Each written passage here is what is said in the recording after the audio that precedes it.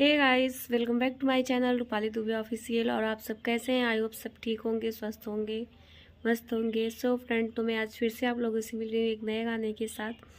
ये जो गाना है ये सोहर गीत है और बहुत ही प्यारा, बहुत ही अच्छा गीत है। तो प्लीज़ आप लोग सुनिए और बताइएगा ज़रूर कि कैसा लगा मैं हम लोग का सोहर गीत। आज सब लोग साथ में मिलके गा रहे थे तो बहुत अच्छा लगा मुझे क्या, सबको अच्छा लगा, सब लोग बहुत एंजॉय किए आज। तो आप लोग भी एंजॉय करिए और बताइए कैसा लगा। होत के का फूल वरिया, होत के का फूल वरिया, मोरे राजा गाए के लाया मोरे गवनमा होतला मधु बनवा हो चला मधु बनवा मोरे राजा काही के लाया मोरे गावनवा हो चल मधु बनवा हो चल मधु बनवा हो। गन के लगाए रानी बगिया हो मालिन के फूल वरिया, हो मालिन के फूल वरिया, हो मोरी रानी बेल सही के लाए तोर गवनमा हो चले मधु बनवा हो चले मधु बनवा हो। मोरी रानी बेल बनवा हो चले मधु बनवा हो चले मधु बनवा हो। रानी बेल सही के लाए तोर गवनमा हो चले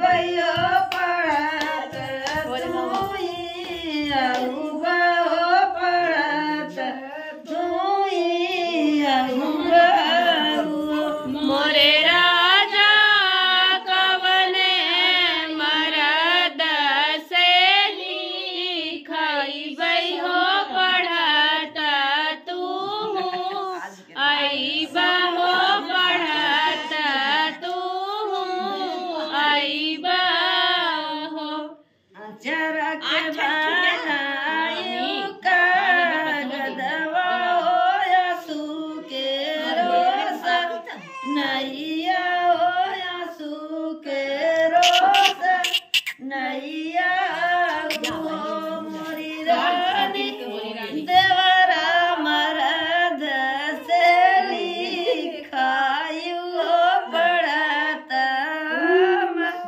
अहुबयो पढ़त अहुबयो मोरे रानी देवरा मरद से लिखायु हो पढ़त हम आई बई हो पढ़त हम आई बई हो मोरी रानी देवरा मरद से लिखायु हो पढ़त अहुबयो पढ़त हम अहिबयो मोरी रानी देवरा मरद से लिखायु हो पढ़त हरे आई बई हो पढ़त घर आई बई हो बंद कर कहते के बढ़िया भैया सो फ्रेंड, तो हमारा गाना कैसा लगा आप लोगों को, आप लोग प्लीज़ कमेंट करके ज़रूर बताना। और हाँ, जो लोग मेरे चैनल पे नए लोग प्लीज़ मेरे चैनल को सब्सक्राइब करें, वीडियो को लाइक शेयर कमेंट करें। मेरी वीडियो कैसी लगती है प्लीज़ कमेंट में बताएं। तो ठीक है, फिर मैं ये वाली वीडियो भी यहीं पे एंड करती हूँ। अब जो भी रहेगा नेक्स्ट वीडियो में मैं कल फिर से मिलूँगी आप लोगों से एक नए गाने के साथ। तब तक के लिए tata bye bye, Ram Ram.